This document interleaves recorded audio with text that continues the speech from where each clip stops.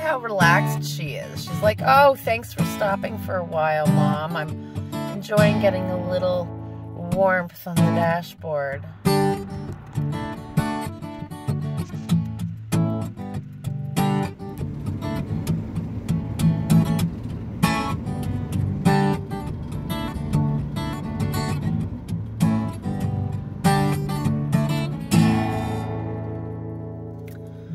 Well, good morning, everybody. I am back in Quartzsite and back at Dome Rock. I freaking love this place, as you can see. But I was just amongst the Joshua trees in Yucca Valley. And, you know, it's so bad. My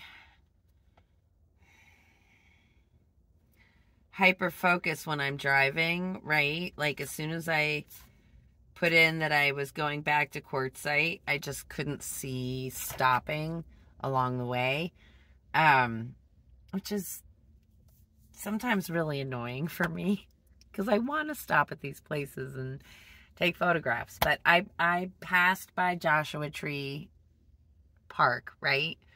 But I stayed at this beautiful Airbnb, just peaceful and gorgeous views for sunrise and sunset, and just the snow-capped Bernardino Mountains in the distance, and the San Bernardino, excuse me, mountains. And yes, they were snow-capped as well.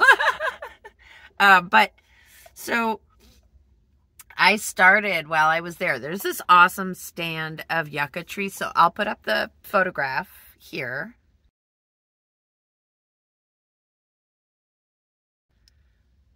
And this is the beginning, right? Or maybe even just a study, but I'm going to do more on top of this because I'm still working on how to achieve in a larger scale, because I did miniatures of Joshua trees, right? I did little 3.5 by 5s, and those were intense, and I spent a lot of time on the detail on those. I am working on new ways of painting the Joshua trees so that I can do them on a larger scale. So Juliet, my friend, gave me this wonderful little Strathmore pad, mixed media pad. Thank you. And she gave me this huge Canson, huge for me, because I'm not used to having such a big pad, and I still have to get a board. I have to get something to paint on. But it's 18 by 24, and there's like a ton in here. It's massive. So, I mean, this is fantastic. And, I mean, it's 140-pound paper. And I really am loving this 300-pound paper, this Arches. But it's extremely expensive, this paper. I can do anything I want to this paper. I can scrub it, scrape it, scratch it. And it takes it, right? And these, I find, like, this one sheds as soon as I start overworking, or what would appear to be overworking an area. Like on that, it wouldn't be overworking, right? I can blend and create on the, because I like blending on the paper, right? That's something that I do a lot. So you can sort of see that here is where the paper started to shed, and I can even like maybe move some of that. I can feel it. It's like gritty. So what you can see when you look close up, and I like that this is still very transparent so that you can see. I started with this one, right? And I'm working with, so this is a number 10 silver black velvet brush.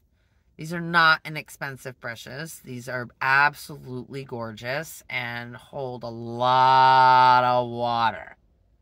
You got to really think about water control with these. Fabulous watercolor brush. So when I'm doing washes, but I would love to get some bigger ones. So this is also where I'm headed with this, right? So here we go. This I did more in a linear hatch-like fashion, right? You know, I really flattened out the end of the brush because these brushes flatten out really nice. So what I'm doing is I'm just spraying my brush. I need you to focus. So you see how, ooh, see how skinny it got. Nice. All right, good. That shows it well. Got to be careful. My fingers got wet. So that's the thing with gouache. It reactivates. Remember that. Always remember that. I've had that happen already many times for myself, and it's not fun. So this one, I like sharply hatched it, right? You can kind of see how I did it, right? And, you know, I first started with a traditional way that I would do a tree, right? I just wanted to mark where each one was going to go. I did a light line to let myself know where they would be. And then because you see how they sort of weave behind and around each other. So I wanted to kind of show that. They're really fun the way they grow. Then I started getting a little bit looser, right? With this one behind. And I didn't really do too much to these past marking where I wanted them to go. So, but these, you can see I really started to change the way I was working with this brush. And I'll show you. You can kind of see how I can really mash up the brush. And when I was making my marks, I was just, you know, and kind of pushing it, right? So that I could get this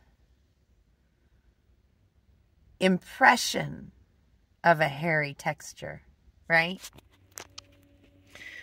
So my brush is damp, you know, and so I just started doing this, you know, see? And you can start moving the pigment.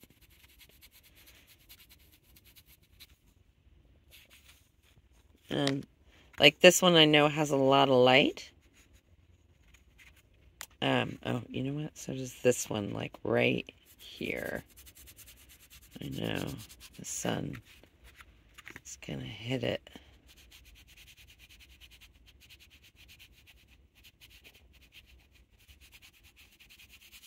So you can see how I can reactivate. This I did, you know, 2 days ago. And see how I'm moving the pigment? Anyway, I did mix this. This is a blend of, I can't remember the name of the red, and that's a gouache. I think it's a crimson of sorts. And my anthraquinone blue, which is a watercolor. So the anthraquinone blue is incredibly staining. So you see that that's why it's not, the blue is not really going to budge too much. It's going to stain the paper. So that's why you're seeing like highlights of blue popping through, right? Because what I'm being able to disturb and move is the red pigment. So there's just a little bit about gouache. So we just noticed, we do believe Duders may be possessed. Duders? Are you in there, Duders? Duders? Are you in there?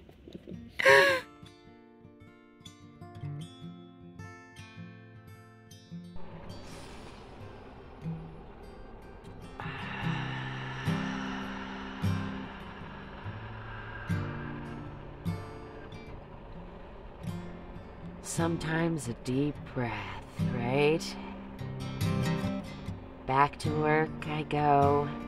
Now I sped this up and put it into real time in some places, but mostly this is ×4 because the amount of hours I put into this painting is truly beyond anything I've ever done before. I did price it accordingly. I had to. I made this decision after a lot of thought and deliberation. Truth is, as anyone knows, when they've put their heart and soul and time into something, I truly put a lot of time. There's upwards of 16 hours into this painting. I will only show you part of it, I promise. But I wanted to show you just the detail work that went into this and how partly it's blended on the palette and partly it is blended within the painting itself. And here is where I put it into real time so that you could truly see the thought that goes into this. And now here I'm putting in my highlights. And it's with the brush that I'm using now, I have switched to the Silver Black Velvet number 10 round. Before I was using the flat, but the round has this beautiful fine tip on it. You can truly keep it, and it stays somewhat flexible, so it keeps those marks irregular for me, right? This way I can't become too mechanical. And here I'm tinting the pigment I just put down because I couldn't create the perfect blend. I wanted it, and you know, when you look at the leaves and the way nature works and moves, there's color within color on top of color, right? And that's something I want to mimic in my painting. And here you can see just how it looks haphazard, but a lot of thought goes into the placement of each highlight and each shadow. Just doing some final glazing on this one. And I did switch back and forth between using the rigger here, right? And that number 10 round. So the rigger I switched to when I was doing the tops, as those areas, those leaves are brand new, right? And they have a sharper quality to them. And here it is at a midpoint. I'm almost, midpoint, a lot further than midpoint, but almost finished. I wanted to show you this stage so that you could see the different layers and how I put together my shadows in the background there. Here is a zoomed in image of the shadows so you can see all of that detail, as well as the flower that I had on the top there, blooming away. I call this one Dance at Dusk, my Joshua tree, my California for now. If you'd like to see it and purchase it, you can check it out on Instagram or message me through my email below. Thank you so much for joining me today. See you next time, everyone.